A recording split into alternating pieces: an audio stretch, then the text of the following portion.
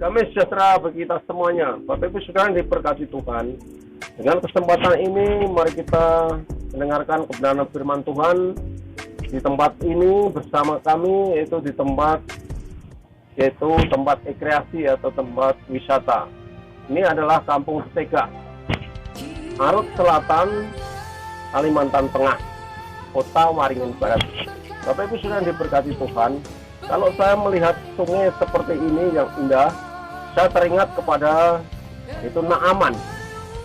2 Raja-Raja pasal 5 ayat 1 sampai seterusnya sampai ayat yang ke-27.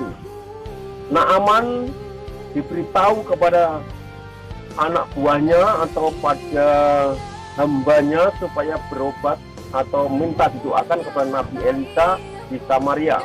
Pada waktu itu Naaman atau panglima Aram itu datang ke tempat Nabi Elisa. Naaman berharap supaya Nabi Elisa menerima atau disambut dengan meriah dan ditumpangkan tangan, didoakan kepada Tuhannya.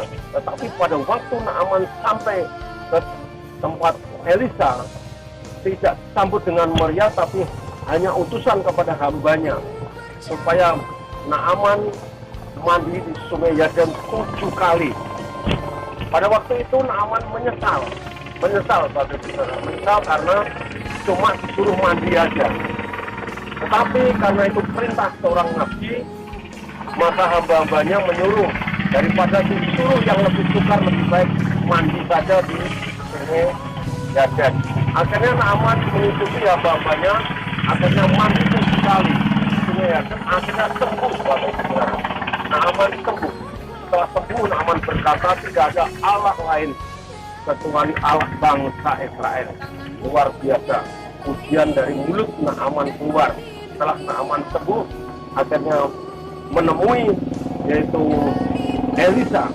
Setelah menemui Elisa, mengeluarkan semua bawaannya, seperti persembahan. Ada emas, merah, ada uang, ada kain yang bagus-bagus, tetapi Elisa menolak, tidak mau. Walaupun dipaksa-paksa, Elisa tidak mau. Pada akhirnya Naaman pulang. Jauh perjalanannya, Gehazi bujangnya Elisa lari mengejar Naaman. Dia berkata dengan dusta, katanya ada seorang nabi yang datang dan persembahan itu supaya diterima. Akhirnya Naaman dengan sukacita memberikan persembahan, uang perak, emas, bahkan pakaian yang bagus-bagus. Akhirnya dibawa dan disembunyikan. Gehazi setelah menyembunyikan barang-barang dari Naaman, akhirnya Elisa datang. Pada waktu itu ditegur Gehazi, dari mana engkau? Saya tidak dari mana-mana, tetapi rohku mengikutimu. Kau telah menerima sesuatu dari Naaman. Maka dari itu penyakit Naaman akhirnya akan menempel kepada kamu, sebab kamu tamak, kamu menerima apa yang daripada Naaman. Akhirnya Gehazi keluarlah, penyakitnya kusta, badannya putih-putih. Bapak Ibu Saudara diberkati Tuhan, dan Elisa berkata, penyakit Naaman menempel ke tubuhmu dan menempel ke keluargamu untuk selama-lamanya. Bapak Ibu Saudara diberkati Tuhan, bayangkan itu. Gehazi yang berbuat dosa tetapi keluarganya ikut mengalami penderitaan. Seperti seorang yang tamak, yang mengejar harta haram, seperti koruptor, korupsi, itu semuanya kalau sampai tertangkap itu yang menderita bukannya dia sendiri tapi keluarganya ikut menderita.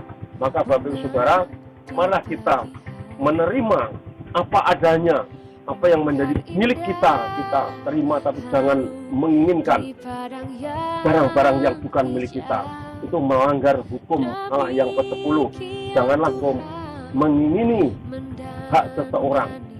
Bapak Ibu Saudara yang diberkati Tuhan, marilah kita bekerja dengan yang kalal saja. Jangan sampai kita menginginkan itu harta-harta yang bukan milik kita, seperti korupsi, koruptor, dan lain sebagainya. Itu akan membuat penderitaan keluarga kita semuanya.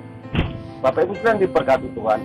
Dengan firman ini, marilah kita belajar dengan kebenaran firman Tuhan. Jangan sampai kita menggunakan aji mumpung atau menggunakan kesempatan dalam kesempitan, supaya kita diberkati oleh Tuhan Yesus Kristus. Terima kasih, kami mengucap syukur. Haleluya. Amin. Mari kita berdoa. Terima kasih Tuhan, kami mengucap syukur atas segala kasih kemurahan-Mu Tuhan. Pada saat ini kami berdoa buat setiap orang yang mendengarkan kebenaran firman-Mu, biarlah mereka semua Engkau berkati ya Tuhan. Dan kami berdoa buat bangsa Indonesia dan seluruh dunia ini, virus corona segera berhenti di dalam nama Tuhan Yesus Kristus. Haleluya. Amin. Sia-siakan waktu yang Tuhan beri.